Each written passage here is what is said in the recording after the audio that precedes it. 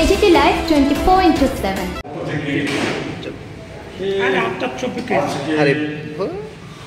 শুভ মকর সংক্রান্তি দিবসে সমস্ত সংবাদ মাধ্যমের প্রতি আমার কৃতজ্ঞতা প্রকাশ করছি। পাশাপাশি রাজ্যবাসীর কাছে রাজ্যবাসীর সাথে আমি ভগবানের নিকট প্রার্থনা করছি এই শুভ দিনে রাজ্যবাসীর মঙ্গল, সুস্বাস্থ্য, শুভ কামনা। সেটা হচ্ছে কি 17 লক্ষাধিক মানুষ সরাসরি ক্ষতিগ্রস্ত হয়েছে। 15,000 সময় এগুলি তো হয়নি সরকারের সময় দেখেছেন আপনার গত 8 মাসে ভয়াবহ বন্যা। সেই বন্যায় যথাযথ যে ত্রাণ, সেই ত্রাণও সরকারটা করে করে সেখানে সরকার ত্রাণের নামে ব্যাপক দুর্নীতি হয়েছে, দলবাজি হয়েছে। আমি সেগুলিতেও যেতে চাইছি না। আমি বলছি যে সরকার নিজেরা যেটা ঘোষণা করেছে সেটা হচ্ছে কি 17 লক্ষাধিক মানুষ সরাসরি ক্ষতিগ্রস্ত হয়েছে, 15,000 কোটি টাকার মতো ক্ষয়ক্ষতি হয়েছে। অথচ সরকার, কেন্দ্রীয় সরকারের কাছে যখন কংগ্রেস সহ বিরোধী দলগুলি, সরকার বিজেপি বিরোধী দলগুলি জাতীয় বিপর্যয় ঘোষণা দাবি করেছিল, একে উপেক্ষা করে সরকার হেমন্তরা সরকার যে 7,083.55 কোটি টাকা আর্থিক সহায়তা দিয়েছে। এর মধ্যে শুধু পরিকাঠামো নির্মাণ ক্ষেত্রে প্রস্তাবে রাখা হয়েছে 5,854.83 কোটি টাকায় রাখা হয়েছে পরিকাঠামো নির্মাণের ক্ষেত্রে। অথচ সরকার তাদের হিসাব অনুযায়ী সেখানে 2,13,278 জন কৃষক তারা সরাসরি ক্ষতিগ্রস্ত হয়েছে তাদের ফসল সহ। 1,30,832 জন মৎস্যজীবী তারা ক্ষতিগ্রস্ত হয়েছে, তাদের যে চাষের মাছ সহ ক্ষতিগ্রস্ত হয়েছে। সেখানে তাদের সাথে ত্রাণ নিয়ে কার্যত রসিকতা করা হয়েছে। কৃষকদের মধ্যে 50% কৃষককে সেখানে 1,000 টাকা করে মাত্র ক্ষতিপূরণের কথা বলা, ক্ষতিপূরণের ব্যবস্থা করা হয়েছে। রাজ্য সরকার যে উন্নয়নের তো গল্প নিয়মিত বলে বেড়াচ্ছেন, সুশাসনে আর উন্নয়নে, সেখানে যে মন্ত্রী থেকে শুরু, মুখ্যমন্ত্রী থেকে শুরু করে মন্ত্রিসভার সদস্যরা বা শাসক দল নিয়মিতভাবে এটা ফলো করে প্রচার করে যাচ্ছে, সেখানে বিজ্ঞাপনেও প্রচার করছে। অথচ আমি সম্প্রতি দুটি তথ্য দিয়ে আমার বলা শেষ করব। সেটা হচ্ছে রিজার্ভে সেখানে কেন্দ্র সরকারের লেবার ব্যুরো ও লেবার জার্নালের সূত্র ধরে রিজার্ভ ব্যাংক একটা সমীক্ষা করেছে। সেই সমীক্ষায় যে আমাদের রাজ্যের, যেখানে বলা হচ্ছে আমাদের রাজ্যের জিডিপি বেড়ে গেছে, মানুষের আর্থিক সংগতি নাকি বেড়ে গেছে, সেখানে আমাদের রাজ্যে যে বড় অংশ শ্রমজীবী মানুষ, তাদের আয় কতটা এসে দাঁড়িয়েছে, তাদের আয় ভারতবর্ষের অন্যান্য রাজ্যের তুলনায় সেখানে তুলনামূলক ছোট্ট চিত্র আমি আপনাদের সামনে তুলে ধরছি। যারা কায়িক শ্রমিক, তাদের মধ্যে নির্মাণ ক্ষেত্রে একজন পুরুষ শ্রমিকের 2023-24 সালের যে রিপোর্ট, সেটাতে দেখা গেছে আমাদের রাজ্যে 322 টাকা 20 পয়সা গড়। সেক্ষেত্রে জম্মু কাশ্মীরে 552 টাকা 90 পয়সা, হিমাচলে 526 টাকা 90 পয়সা, অন্ধ্রে 524 টাকা 50 পয়সা, আসামে 358 টাকা 40 পয়সা, মেঘালয়ে 388 টাকা 20 পয়সা, মণিপুরে 350 টাকা। আর অকৃষি ক্ষেত্রে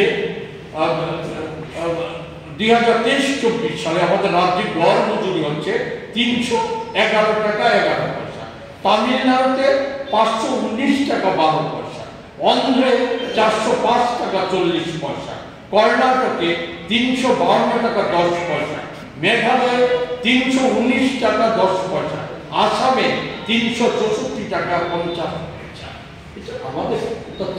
আরবিআই যে তথ্য দিয়েছে, আরবিআই আরেকটা তথ্য দিয়েছে, আরেকটা গুরুত্বপূর্ণ, সেটা হচ্ছে আমাদের রাজ্যে অপুষ্টিজনিত যে মা এবং শিশুরা কতটা সংখ্যায় আজকে এসে দাঁড়িয়েছে, সেখানে যদি তথ্য যদি দেখি, অপুষ্টির কবলে মা এবং শিশু যারা আমাদের রাজ্যে 6 থেকে 59 মাস বয়সী শিশুদের মধ্যে 64.3% রক্ত অল্পতায় ভুগছে।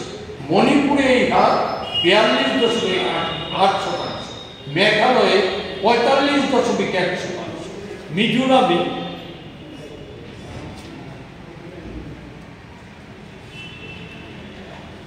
46.1%, নাগাল্যান্ডে 42.3%। আর 15 থেকে 49 বছরের বয়সী মহিলাদের মধ্যে আমাদের রাজ্যে এই হারটা হচ্ছে 61 থেকে 61.5%, মণিপুরে 32.4%, নাগাল্যান্ডে 22.2%, মিজোরামে 34%, মেঘালয়ে 45%। আমি আপনাদের সুবিধার জন্য বলছি, রিপোর্টের এটা হচ্ছে 5ম রাউন্ডের রিপোর্ট। 4র্থ রাউন্ড যেটা হয়েছিল 2015 এবং 16 সালে, সে সময় আমাদের রাজ্যে 15 থেকে 49 বয়সী মহিলাদের হার ছিল 54.4%। বর্তমানে এর বৃদ্ধি পেয়েছে 7.1%। শিশুদের হার ছিল 48.3%, বৃদ্ধি পেয়েছে 16%। এই হচ্ছে উন্নয়নের যে হার। অন্যদিকে বেকারদের অবস্থা যদি দেখি, 14.5% হয়েছে। কৃষি উৎপাদন প্রতি বছর পাল্লা দিয়ে কমছে। তাদের এই প্রায় 7 বছরের সচরে কর্মরত 1226 জন শ্রমিক কাজ হারিয়েছে। এটা শ্রম দপ্তরের হিসাব। 2023 সালের মার্চ মাসে কেন্দ্রীয় শ্রম দপ্তরের হিসাব থেকে দেখা যাচ্ছে আমাদের রাজ্যের ছেলে মেয়েরা যারা কোনো ন্যূনতম মজুরিতে কোনো রাজ্যে কোনো কাজ খুঁজে না পায়নি, ফলে রাজ্য ছেড়ে চলে গেছে বহির রাজ্য এবং বহির দেশে ন্যূনতম মজুরিতে কাজ করার জন্য। সেই সংখ্যাটা 92,000-93,000-এর চাইতে বেশি।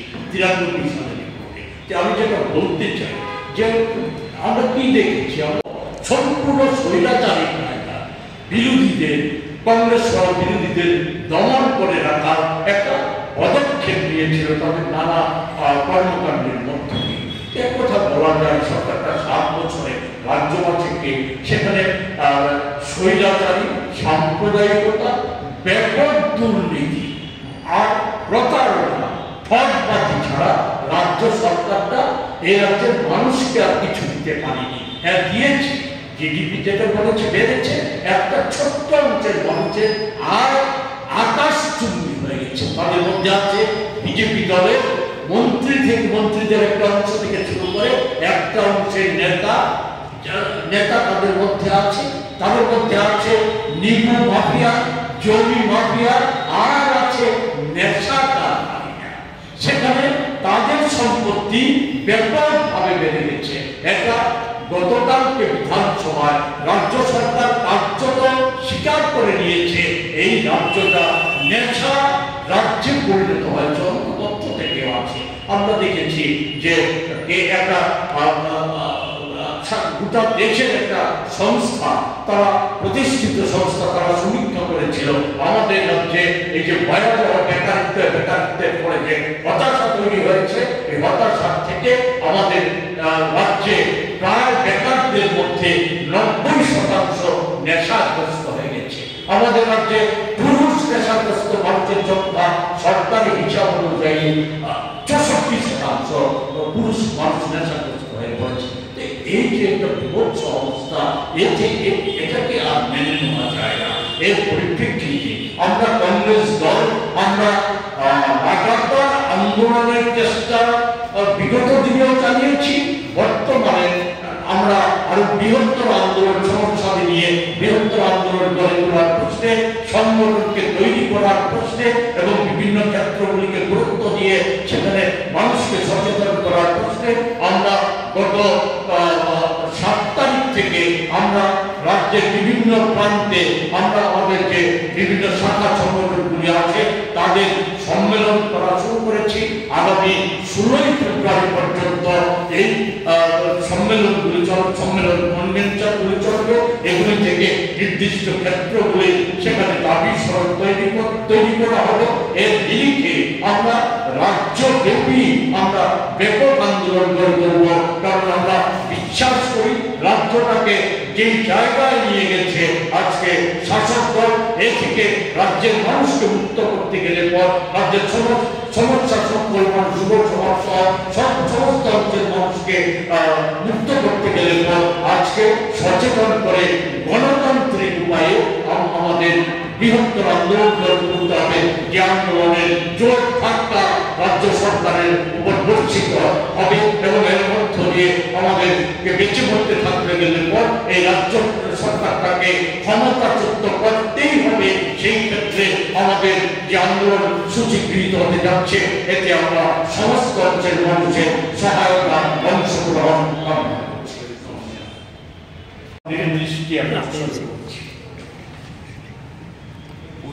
তো সকলেই জানেন যে রাজ্যে ডাবল ইঞ্জিনের সরকার দেখতে দেখতে প্রায় 7 বছর অতিক্রম করতে চলছে। স্বভাবতই সকল রাজ্যবাসীর নয়, আমাদেরও জিজ্ঞাসা বা জানতে চাওয়া এই 7 বছরে রাজ্যের প্রাপ্তিটা কি, রাজ্যবাসীর প্রাপ্তি।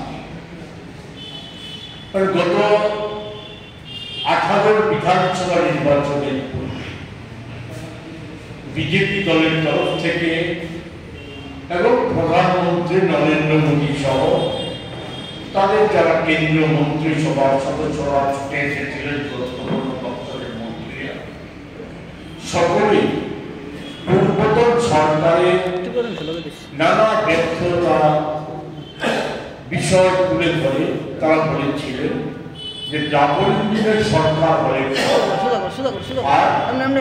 ওই সমস্ত সমস্যা থাকবে না। 299টা সুনির্দিষ্ট প্রতিশ্রুতি দিয়েছিলেন, সাথে বলেছিলেন যে রাজ্যটাকে ঋণগ্রস্ত করে দিয়েছে পূর্বতন সরকার, ফলে এই সরকারের পরিবর্তন হলে পরে আর ঋণ করে রাজ্যকে চলতে হবে না। কেন্দ্রে রাজ্যে একই দলের সরকার থাকলে পর কলসি ভর্তি টাকা আসবে, গাড়ি গাড়ি টাকা আসবে, সেখানে উন্নয়নের কাজের প্রশ্নে কোন রকম কার্পণ্য করা হবে না। আমরা এক ঝলকে যদি তথ্য দেখি তাহলে কি দেখা যায়, পূর্বতন সরকার চলে যাওয়ার সময়ে সেখানে রাজ্য সরকারের ঋণের পরিমাণ ছিল 11,851 কোটি টাকা। প্রতিশ্রুতি ছিল হীরা যদি চলে আসবে রাজ্যটা। আমরা দেখেছি শুধু নির্বাচনের 18 নির্বাচনের পূর্বেই না, সরকার গঠন হওয়ার পর বর্তমান মুখ্যমন্ত্রী এবং প্রাক্তন মুখ্যমন্ত্রী যারাই দিল্লি গিয়েছে, যখনই দিল্লি গিয়েছে ফিরে এসে হাজার হাজার কোটি টাকা প্রাপ্তির গল্প শুনিয়েছে। সরকারের অন্যান্য মন্ত্রীরাও তথ্যই করছে। অথচ এখন কি দেখা যাচ্ছে, 26,446 কোটি টাকা সেখানে ঋণগ্রস্ত হয়ে পড়েছে। তো এই যে বিরাট অঙ্কের টাকা ঋণ বেড়ে গেল এবং হাজার হাজার কোটি টাকার গল্প শোনাল, কোথায় খরচ হয়েছে, কি খরচ হয়েছে, কোন স্পষ্টীকরণ আছে? রাজ্যবাসী তো এগুলি দেখতে পাচ্ছে না।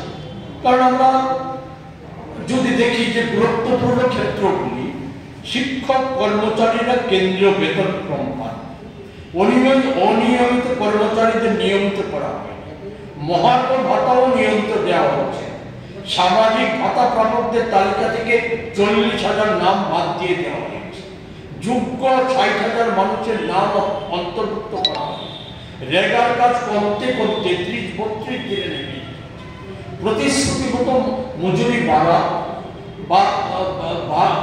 বাড়াটাও হয়নি, নতুন নিয়োগ নেই বললেই চলে, শূন্য পদ বিলুপ করে দেওয়া হয়েছে, ঠিকা শ্রমিক সাফাই কর্মীদের নিয়মিত মজুরি না দেওয়া, নতুন কোনো স্কুল খোলা তো দূরের কথা, চালু স্কুল বন্ধ করে দেওয়া হচ্ছে। এইমস হাসপাতাল করা হবে। আজকে বলা হচ্ছে, ডাক্তার সাহেব বলেছে, কেন্দ্রীয় স্বাস্থ্যমন্ত্রী বলেছে, এমন কোনো প্রস্তাব রাজ্য সরকারের কাছ থেকে আসেনি। কার্যত এটা ক্লোজ চ্যাপ্টার হয়ে গেছে। রাজ্যের স্বাস্থ্য ব্যবস্থা তো ভেঙে পড়েছে, সেই প্রসঙ্গগুলিতে যেতে চাইছি না। নতুন কোনো হাসপাতাল, নতুন রাস্তা, সেতু নির্মাণেরও কোনো খবর নেই।